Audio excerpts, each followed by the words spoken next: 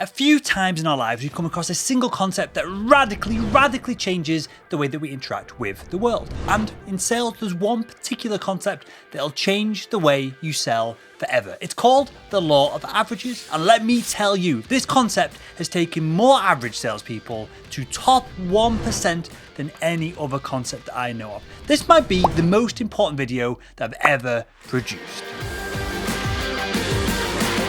Hi, my name is Will and I make selling simple. Now in today's video, I'm going to take you through the ins and the outs of the law of averages. We're going to cover sales as a numbers game, so what the heck that actually means when you break it all down. Then we're going to look at the law of averages, what it is, what it means, and why when you understand it, it's going to change the way that you sell forever. Then we're going to get practical. We're going to look at 3 ways that you can nudge the law of averages in your favor. And we're going to break down 3 critical strategies to get the numbers on your side. We're also going to take a look at all the step-by-step frameworks for accomplishing each one of these strategies as well. There's a ton of actionable information packed in today's video, so let's get into it. Now, a lot of sales reps are under the impression that sales is some kind of art. You get a feel for body language, or you begin to spot subtle cues in your prospects, and then you shift and reshift your conversations from one place to another, and there's all these magical weird hacks and tricks. But well, a lot of sales reps get all this wrong and they forget that logic is the most important thing in modern B2B sales. Following your cadences,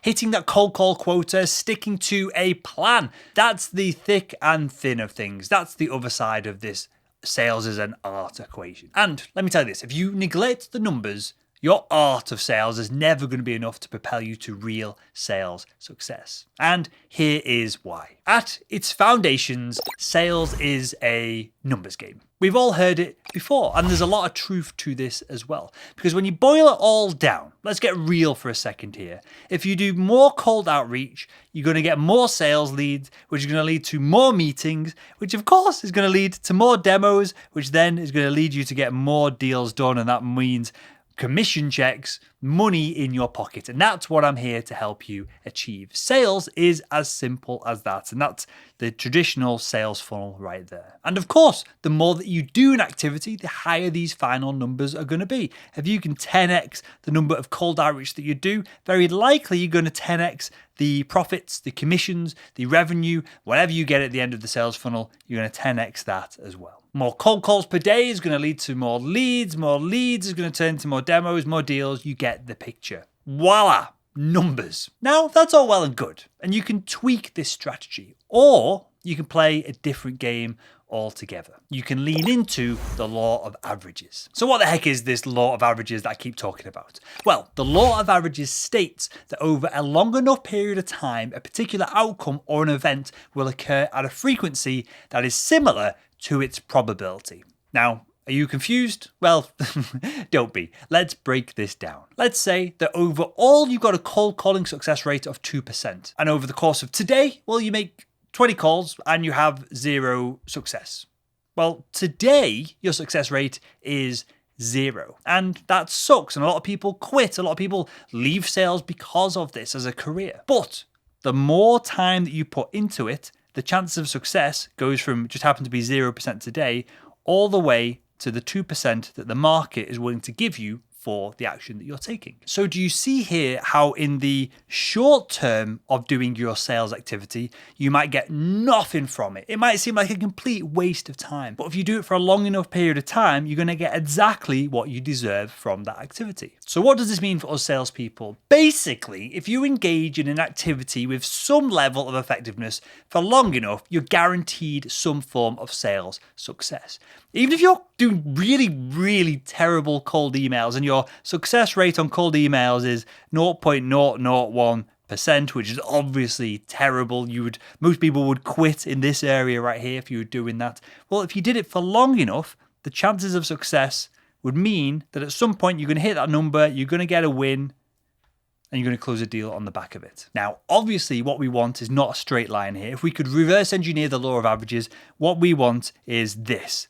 We want a very short period of potential limited success and then a very long period of very probable high success. And there are a few ways that you can nudge the law of averages in your favor. So let's say our goal is generically to close more deals, get more sales done, well, you could do more of the same. That would nudge the law of averages in your favor. You can put in more work, you can send more emails, make more cold calls, send more outreach messages. But the problem with this is that we only have 24 hours in a day, right? We only have 24 hours each. So at some point, you're going to reach a maximum limit of the amount of work, the amount of reps that you can put in. The next way you could look at improving the law of averages is to try different stuff. The problem here, though, is that, well, you might have an average success rate of 0 by the end of it. It might be a complete waste of time. So that tells us the most effective way to close more sales by leaning into this law of averages is to do the same stuff that we know works, right? But do it better. This pushes the law of averages in our favor because rather than moving to a success rate of 2%, we're going to do it better so we can move to a success rate of 10%. And we know at this point, all we have to do to have sales success is just run the cadence, run the demos, run the closing technique, run all the frameworks that we teach over at salesman.org for a long enough period of time, and we're guaranteed to have more success than what we are right now. So that's a lot of graphs, that's a lot of theory. How do we actually put this into practice? Let me show you 3 ways that we can move the average in our favor. Now, the first way to go about doing this is to only spend time with qualified buyers, because like an extraordinary amount of time is wasted by sales professionals. Even people that come into our Selling Made Simple Academy training program, they waste so much time at first before we teach them this framework that I'm going to show you in a second, spending time with people who are never going to buy. Tire kickers, people who are just trying to get a price so that they can go and justify a purchase from a competitor. But it's one thing for me to tell you to spend less time with unqualified prospects, but how do you do it? Well, you can follow the diagnosis framework from Selling Made Simple Academy. Whenever you get a new lead, you need to jump on a diagnosis call with the prospect, and you can use this 8-step framework to make sure that they are the right buyer for you. So let's very quickly run through this now. First off, you got to understand, is your buyer actually in pain? Do they actually have a problem? Do they have a problem that's painful enough that they're going to be motivated to solve it? Next up, time. Does your buyer need your solution this week, this month, this quarter?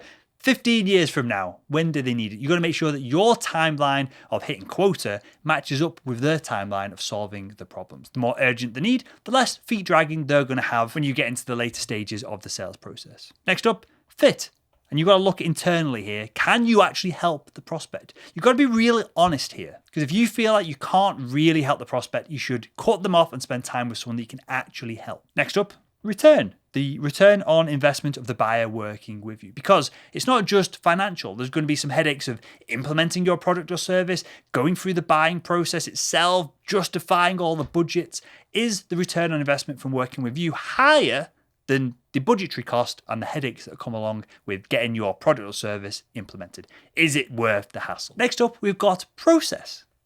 So, is there a buying process to get your product or service implemented within the account? If they've never bought anything like what you're selling before, they may not be able to get it in the door, both physically, I guess, with some capital products, but metaphorically as well. Then, of course, budget. I'm sure you're already asking about this one. Are your prospects' finances in a good place to actually afford your solution in the first place? Then you've got the champion. So you might be speaking to the person who's going to make the decision. If not, is there someone in the account who's influencing the decision? And can you get in front of them or not? And finally, number 8, you've got to end on an agreement. If you don't end your discovery call, or what we call your diagnosis calls, on an agreement, you failed. The whole thing was pointless. And the crazy thing is, this is so easy to implement. All you've got to do is say, hey, this call went great. If I send you a proposal this afternoon, can we jump on a quick call tomorrow morning, 5 minutes or less, just to run through it? That is it. That's an agreement. If I do this, will you do that? You have to close the diagnosis call. You have to get agreement from the buyer. Otherwise, they are not qualified to do business with you. So, working with more qualified prospects is the first way to nudge the law of averages in your favor. The next thing that we're going to do is to get more prospects in the top of your funnel. Because obviously, this is a no-brainer, right? The more prospects that you have coming into your funnel, the more chance you have of closing some of them. Now, we teach this cold email framework inside Selling Made Simple Academy, and this is a great way to improve your cold outreach. If you follow these 4 steps of getting attention, showing the prospect their need, building trust and having a clear call to action, you're going to generate way more responses, way more meetings, and way more demos from any cold outreach that you put into the marketplace. Now, we do have tons of videos and blog posts that cover this framework in particular, so I'll link them in the description below this video, but let's run through a cold email template that you can just steal, you can start using right after watching this video, and how it aligns with this idea of getting attention, showing need, building trust, and having a strong call to action. So the first thing we got to do is get the prospect's attention, because otherwise they're never going to read the rest of the email and the rest of it is just absolutely redundant. So first off, we need to get attention from the prospects. If we don't have their attention, they're not going to read the rest of everything that we're going to talk about in the email itself. So we're going to start with, hey, I was chatting with name, so someone they know in the space. We're going to mention their industry. We help salespeople find and close more deals in the next 30 days, guaranteed. Now, for me, over at Salesman Academy and salesman.org, no one in this $2 billion sales training industry guarantees results. We're basically the only company that does this. As in, if your team or you as an individual, if you sign up, don't find and close more deals in the next 30 days, we just give you a refund. Dead simple. There's no complexity to it at all. Everyone else is scared of doing this because the training, may be effective, may not be effective, but we guarantee our own results. So that stands out when I'm reaching out to VPs of sales, sales leaders, or executives in small to medium organizations. That gets our prospects' attention. Next up in this email, we need to show the prospect their need. So I'm going to say, hey, he was a little shocked. They're in the same chip shortage as you. And as I record this right now, there are tons of companies, tons of industries that have this very issue. So this is going to be bespoke to that organization, or at the very minimum, bespoke to the industry that we're reaching out to. The third step of the cold email framework is to build trust. So we're going to say, hey, we work together with the individual that referred us in this first instance here at this relevant company and increased their sales by X in a couple of weeks. Something that we do all the time over at Salesman Academy, and something that we've got lots of documented results on as well. And this idea of building trust is something that you've got to include in your cold outreach, because you're just some random dude or girl or whatever reaching out to these individuals. They don't know you. They might click to your LinkedIn profile if they've got a spare 5 minutes, but probably not. If they don't find any trust in this cold outreach, they're just going to click delete immediately when they get your message. And think of it like this, right? Someone could be naked, so they got your attention. They're running around your office, screaming about the problems that you have in your industry. So they've shown you a need. But you're obviously not going to trust that person to implement any resolution to those issues, to solve those problems. There is no trust there because this person is naked and obviously insane. And so even though they've got the first two steps right, missing out this step kiboshes the rest of the process. And finally, and we don't need to overcomplicate this here, we need a strong call to action. Does it make sense? Jump on a quick call to see if we can increase your sales too. So everything links together. They all tie together nicely with this framework. And this is an incredibly effective email template that you can just copy and paste and use today. Please steal this because we know it's very effective. We get reply rates over at salesman.org with our cold outreach of around 7% with this email template. And that's 7% meetings booked on the back of it. Okay, so that's two ways to nudge the law of averages in your favor so you can have more sales success. Let's look at the third way that we can go about doing this when we have a more targeted messaging and we work on our value proposition. So when we have more targeted messaging, it means that we're going to have higher response rates from our cold outreach into the marketplace. And of course, that is going to bump the law of averages in our favor. So how do we get more targeted messaging? Well, we can do that by using the value proposition framework, again from inside Selling Made Simple Academy. Step one in this process, we're going to find our value, both our value as an individual, as our consultative skills, our industry knowledge, but also, of course, the product or service that we're selling as well. How does it help our prospects solve problems? The best way to do this, and no salespeople ever do it, that's why we include it in our training program, because it's so effective when people go through this process and come out the other end. The best thing to do, write down everything that your product does in a big sheet of paper, step by step, and then align that with what problem that solves for the prospect. It'll take you 3 minutes to do, and you'll come up with a few new ideas that you probably hadn't considered before, because most people's value propositions are just given to them by sales leadership, by marketing, which is even worse, because a marketing value proposition is not the same as a sales value proposition. And these change all of the time. The value proposition that worked for your sales leadership 3, 10, 25 years ago is not what the market is responded to today. So now that we know what our value is and our product's value, we're then going to find who our ideal buyers are. Again, make a list of who you think your ideal buyers are and what are their responsibilities. What are the functional, social, and emotional jobs within an organization? Jot all of these down. So we've got a big brainstorm of what the buyer wants, what they're doing each day. And then we can start to, in this next step, find the fit. We can start to tie our value with each of these threads that we pull from our ideal buyers. There's very likely overlap that you've never really discussed with a prospect before between extra pain points that they have and extra things that your product does.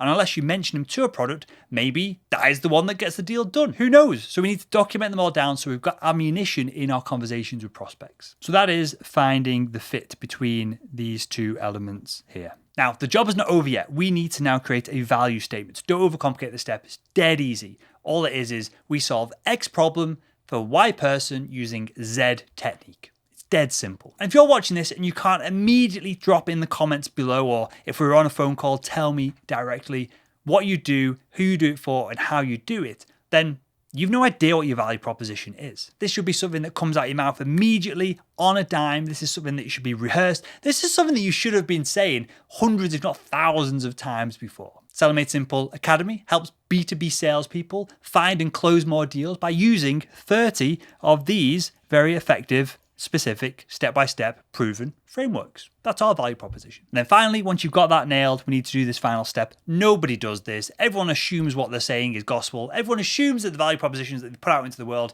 are effective. Not you. Not you, Sales Nation. We're going to verify this value. This can be as simple, and we teach you how to do this inside Salesman Made Simple Academy. This can be as simple as just sending 10 to 25 emails with your value proposition and tracking the results that you get. If no one responds to your value proposition, when you put it in a cold email, you send it to someone and you try and book a meeting on the back of it, then nobody gives a shit about your value proposition. It's worthless. It's useless. And that is valuable in itself. We've learned something. We know that what you're saying just is not effective. In which case, we're going to then go back to the beginning. We're going to find a different series of values. We're going to link them with different ICPs or ideal customer personas. We're going to find the fit. We're going to create a new value statement and we're going to test it in the market again. And eventually we're going to have a value proposition that is so effective that it makes every other step of the sales process absolutely seamless. Because you're going to say the same thing over and over and over. We do this, help these people in this method. Over and over. That's 80% of your sales process. And as long as that resonates with the market, as long as that's the problem that the buyer wants to solve, and you can get in front of those buyers and they want to solve it the way that you're describing, the deal is done. It's as easy as that. That is how you nudge the law of averages in your favor in an instant. So to wrap this video up, we've got to understand that sales is a numbers game, but that also means that you can lean into what we call the law of averages by even putting in more numbers, which is difficult and there's a finite limit of that, or by doing things better. The quickest way to do things better is to spend more time with qualified prospects, do more cold outreach that's more effective, and then have more targeted messaging by refining your value proposition. And when you do this, when you put this into practice, when you truly understand the law of averages, it entirely changes the way that you do sales. And when you start bending this law to your advantage, you're going to close more deals easier, quicker, and at much higher commissions than you ever thought was going to be possible before diving into all of this. So there we go. Slightly longer video this time around. I hope you enjoyed it. If you did enjoy it, why not click the video that's on the screen right now and continue making selling simple.